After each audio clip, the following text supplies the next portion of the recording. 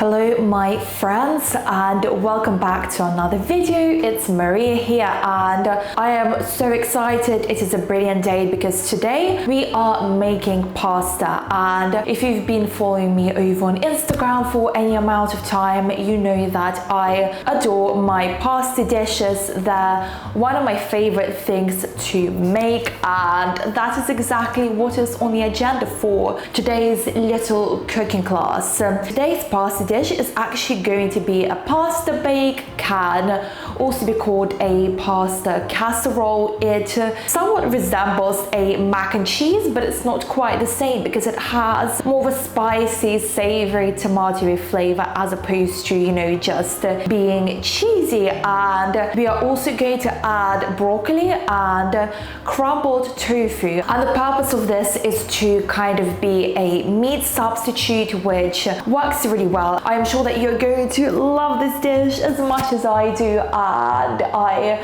really hope that you get to make it soon because all of us need more savory, delicious, flavorful pasta in our lives. And that is that on that. I don't make the rules. Okay, so I have a little mixing bowl here, and I'm going to start by crumbling up the tofu. Now in here I have paprika and some ground black pepper, and I'm going to add it in. And now I'm going to add some tamari and a dash of olive oil.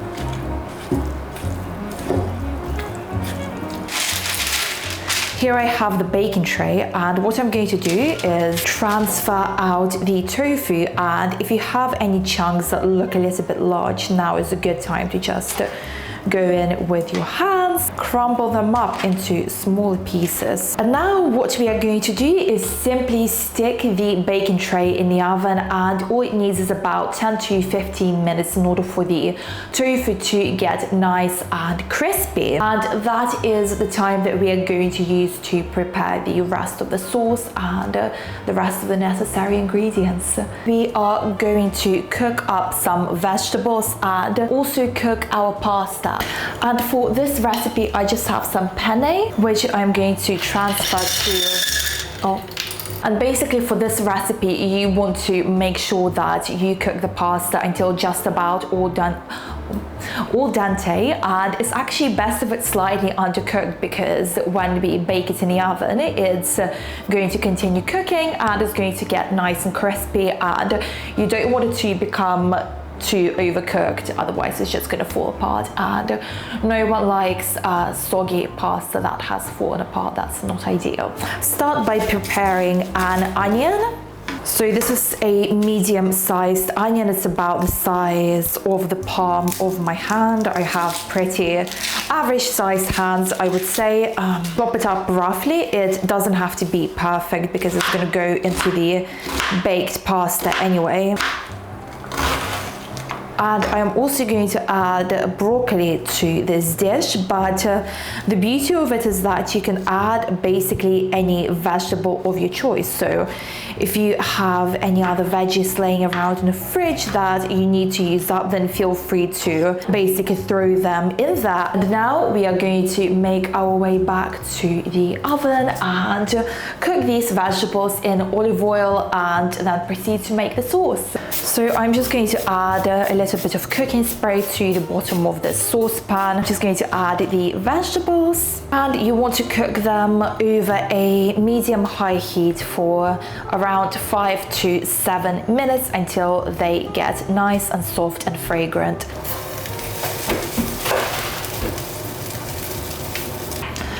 Okay, and now it's time to prepare the actual sauce. I have the rest of the ingredients over here, and we are going to basically blend them together, and it's going to be delicious. So you need to soak the cashews for at least an hour in warm water, and that's going to allow you to get the best creamy consistency and the best texture. Add them into the blender and then just dump in the rest of the ingredients. It really is that simple. So here I have some plant-based milk. I'm using soy milk, but any plant-based milk variety will work. And actually, if you want to make it even creamier and even more indulgent, I would recommend using the coconut milk variety, which comes from a can, but I don't have any today, so this will have to do. Then I have a generous amount of nutritional yeast, which if you're at all familiar with vegan cooking, you know that's essential for creating a distinctively cheesy flavor. And then here I have some chili paste, which is optional because, you know, I gotta add a little bit of spice to this, but you can also use sriracha, that will work really well. Then I have some mustard.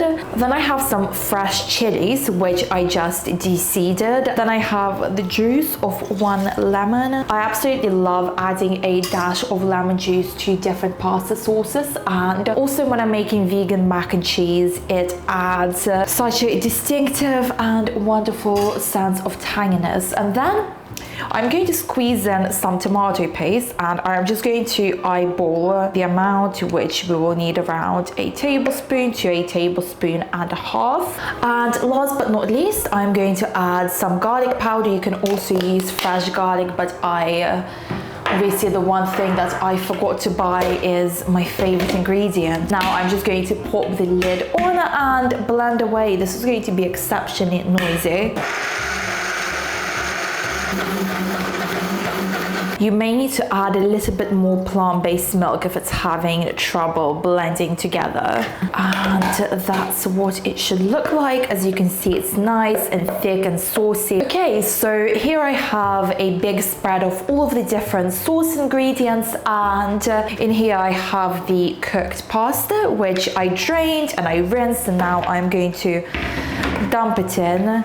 It doesn't matter if it's a little bit stuck together because the sauce is going to break it up. And speaking of the sauce,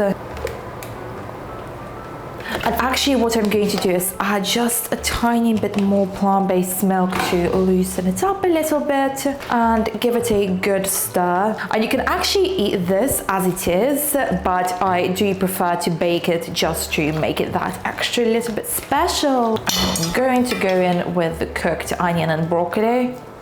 And you know, I am all about finding new ways to make vegetables taste delicious.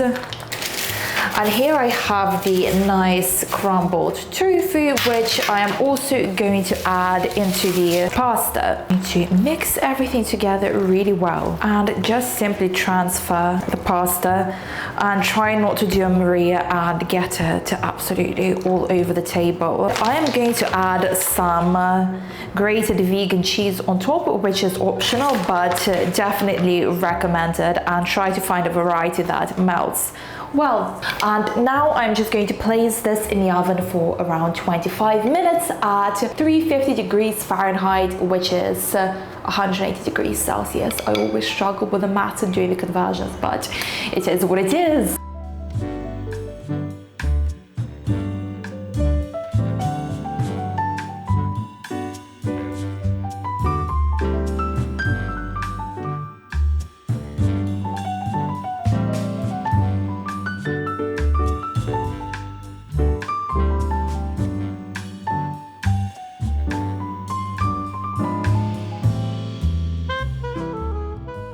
So as you can tell from the outfit change, it's a completely different day, and I have to admit that it is my third time making this pasta bake within the space of around a week, just because it is that good and that easy to put together. I was going to throw a picnic today and eat this, but British weather had other ideas, so I think I'm just going to sit indoors and enjoy an entire bucket of pasta with broccoli and cheer myself up, because that's the way to go. Let me know if you try this out for yourself, because I would absolutely love to hear from you. And also let me know if you want more quick and simple pasta weeknight dinner ideas like this one, because it is my duty to provide the pasta content.